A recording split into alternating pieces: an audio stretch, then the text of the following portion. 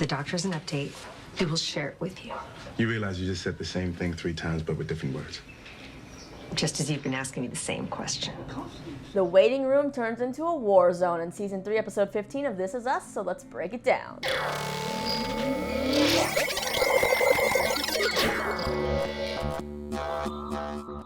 What's going on, you lovely people? Lisa here, and it is time to talk about this week's episode of This Is Us, which honestly was one that I have kind of a love-hate relationship with. Now, it showed us, honestly, just how irritating the Pearson family can actually be, but I do get it because, A, they're human, plus B, they're in a dire circumstance, and just the whole situation being stuck in a room with your family when something bad is happening can definitely bring out the worst in people sometimes. So I get it's realistic, but you know, it's kind of like, could this drama have been made into a half hour of the episode and then done something else with the other half? Instead, it's like 98% of the episode. It's just like a merry-go-round. It's just like the same thing over and over that they're fighting about and fighting about and fighting about and lying about and lying about. And it just got to too much for me. But maybe you liked it. I don't know. But those were my 2 cents. And now let's just go ahead and break down this crazy episode. So the entire family has now arrived in California, including Zoe, Beth, and Miguel. And they've all been waiting in this waiting room at the hospital for like 26 hours, hoping to hear updates on Kate. And as expected, everyone's on edge because no one's really telling them anything. Now, everyone just wants information on how Kate is, but since they're not getting it, you have Kevin and Randall going at each other's throats, at the doctor's throats, at the nurses' throats, basically at everyone. Plus, we have Beth and Randall still fighting, and Kevin and Zoe kind of fighting as well. I do gotta say, bless poor Miguel and Madison's hearts, because they mean well, you know, they're the ones there kind of to, in a way, lighten the mood in this episode. I mean, Miguel, he starts playing this game with everybody that's like, name a food that is not made better by ranch chocolate. And when you finally name one, the game's over, but no one can really do it. As far as Madison, she shows up with donuts and is a bit too chipper of an attitude at the point and tries to make conversation with everybody, but it's really not what they want at that moment. So Kevin just ends up snapping at Madison, asking why she's even there, just making him more of a douchebag in this episode. So Madison's kind of like, I guess you're right, this is a family thing, and she gets up to leave. But seeing as how Madison is like Kate's best friend out there in California at the moment, it's understandable why she would be there. She's worried too. Like, I feel like she has a right to be there. I just wanted to kind of smack Kevin, you know? Just tell the girl to calm down a bit. Tell her you're not in the mood to talk, but let her sit there, right? Like, she's worried about her friend as well. But we do end up that Madison doesn't quite leave the hospital when she says she is. She ends up hanging around in the hallway. And there she runs into Miguel, and they kind of bond over, you know, knowing what it's like to be an outsider in the Pearson family. Now, he comforts her, and Madison explains how, you know, Kate had everything planned with this birth plan, and so Madison was supposed to be there, and she just wants to help any way she can. So Miguel tells Madison that she's going to find a way to help in her own way, and, well, more on that a little bit later. As for Beth and Randall, they didn't get a chance to resolve their fight about Beth holding off on becoming a dance teacher, and it ends up exploding, so they just decide to kind of air it all out in front of the family in the waiting room. And of course, Kevin's little snide remarks that are aimed at Randall and that he sides with Beth don't really help the situation either. Beth and Randall then think they can maybe ask Rebecca and Miguel to help out with the girls to save some money, but then Miguel's kind of like, surprise, we're thinking of moving to California to be near Kate and to help her with the baby, which at first Randall is shocked and not too happy about. And it once again causes Kevin and Randall to get in a big fight. Basically everything this episode does. As for Kevin, he's definitely on edge, you know, also claiming part of it's due to the hangover, and he finally talks about the elephant in the room with his family. Sort of. He's basically like, I just had a few drinks, but I didn't go back to pills, and nothing's out of control. He also tries to downplay everything to Zoe, who kind of asks if he was doing this in Vietnam, or how long it's been happening, and how long he's been lying to her. Now, at first, Kevin continues to dodge these questions, and after snapping at Madison, he ends up leaving to get some air, but when he returns, he has a water bottle with him, and immediately I had an uneasy feeling that it wasn't water, because let's be real, I don't trust Kevin at all. Then later you see him popping some mints, and I was just kind of like, yep, this has to prove that theory that it's definitely alcohol in that water bottle. But will anybody else pick up on this? Well, he and Zoe finally have a talk, kind of, when Kevin says that the drinking started back up when he was at Nikki's, and Zoe's like, you could have talked to me about it. Kevin says they will talk after this Kate stuff's over because he knows he owes Zoe that. Zoe just says that she needs to know Kevin isn't lying to her, and he says it's over. Zoe then gets some advice from Beth. I know you're in there like, I gotta bounce. I gotta go. I wouldn't judge you if you did. Would you judge me if I stayed? Never. But here's the thing, Zoe ends up taking a swig from Kevin's water bottle thinking it's water because, well, she's thirsty, and her face kind of says everything. She realizes it's not water. But she doesn't say anything else to anybody just yet, and we see Kevin still carrying the bottle around.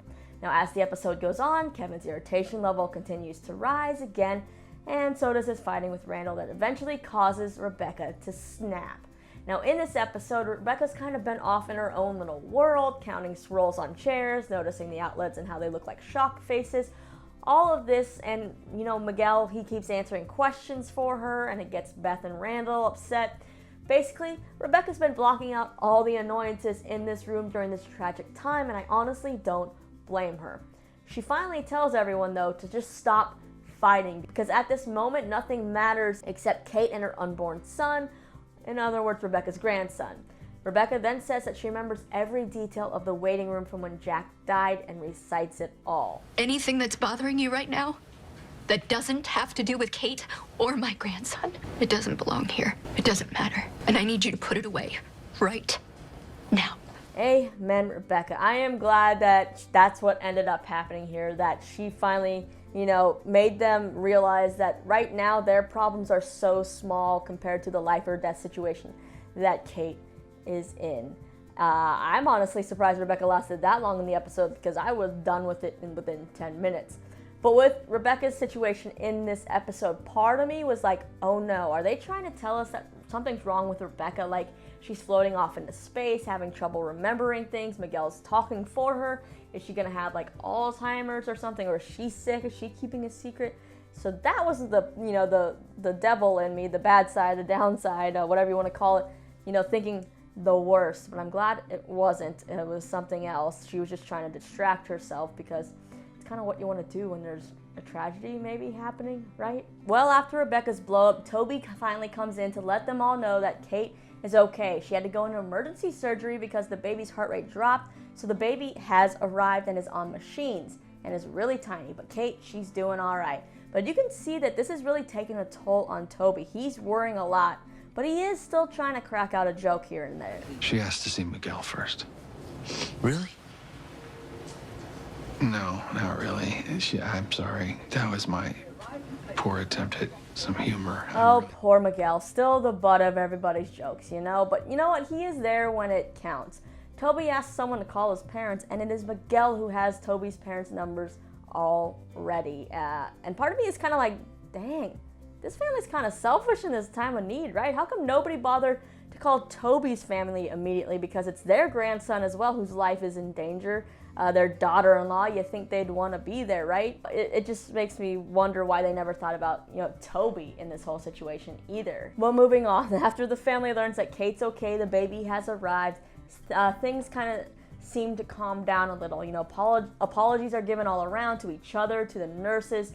Randall ends up telling Rebecca he thinks it will be good for her to be near Kate. And Beth and Randall are kind of like, we'll figure out our home stuff, it'll happen. We then see Madison return in her own way to help. It seems like she actually was able to get into Kate's apartment building to get that Ruth Bader Ginsburg doll she told Miguel about that Kate had bought in order to give to the brand new little baby when he was born, so he would immediately know he was surrounded by strong women. So Madison gives the doll to Miguel to give to Kate. As far as Kevin and Zoe, Kevin tells Zoe that he's struggling and that he's fragile right now and that he thought he had everything together, but he doesn't think he can do all of this recover without Zoe.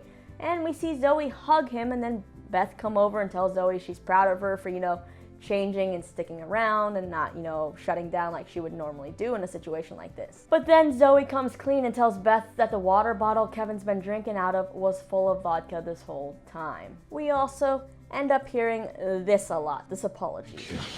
And thank you for putting up with us. We've been fine. Thank you for putting up with us. It's my pleasure. Madison, thanks for putting up with us. We then end all that family drama this episode with Kate and Toby going to see their new little baby boy in the neonatal ICU. And you can see that Toby's kind of really having a hard time when it comes to grasping the fact that the baby is here and that he's so small, and he just keeps worrying about him. And I feel like this is something that'll continue. Maybe that leads to what we saw in the flash forward with Toby not having a wedding ring on, being kind of depressed and by himself again. So I think it's a little foreshadowing, but we'll see. Now, as far as the baby's name goes, it's not very surprising, honestly, that Kate wants to name the baby Jack. She then grabs Toby's hand and starts talking to her dad, Jack, out there, wherever she thinks he is, to introduce him to his grandson. And then we just get this really emotional moment. This is Jack. This is your grandson. And I need him to be okay. And I don't know why, but I know that you can do that. Kate then shows baby Jack the RGB doll and says he's tough just like her. And then she takes baby Jack's hand and Toby's hand and says everything's going to be okay. And it better be okay, This Is Us. It better be.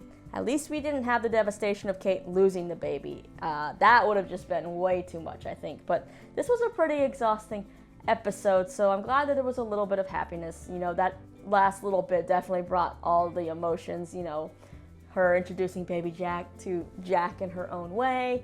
You know, oh, man. And we know it's not going to be the easiest time with baby Jack, being, you know, that he's in neonatal ICU.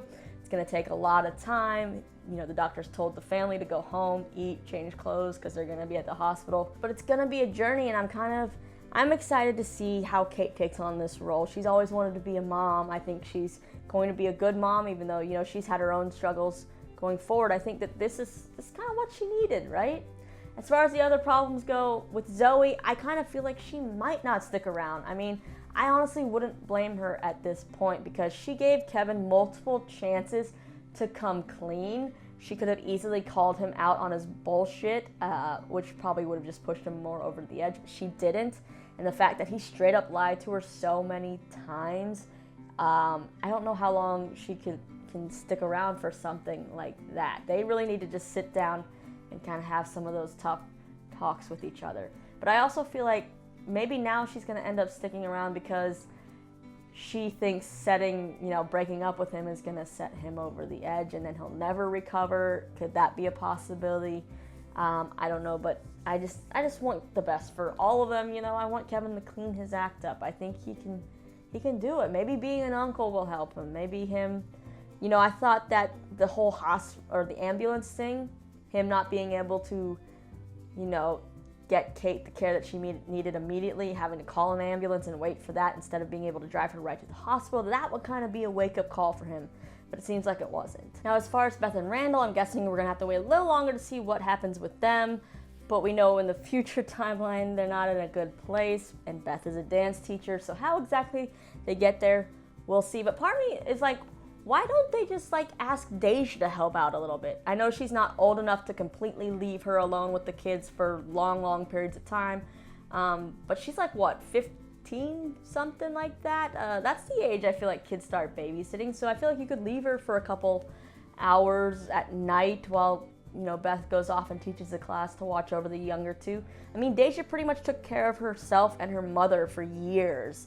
I think they could maybe give her a little bit more responsibility. We'll see how they figure this out. I have a feeling they will, but it's gonna take its toll on the relationship, obviously. But with the dramaticness and the, you know, heaviness of this episode, there were quite a few funny moments thrown in there. I mean, when Beth tries to airplane a donut into Rebecca's mouth, the pretzel lady, all that. So let's just give a tribute to those lighthearted moments real quick. This aggravating moment brought to you by Roll Cold.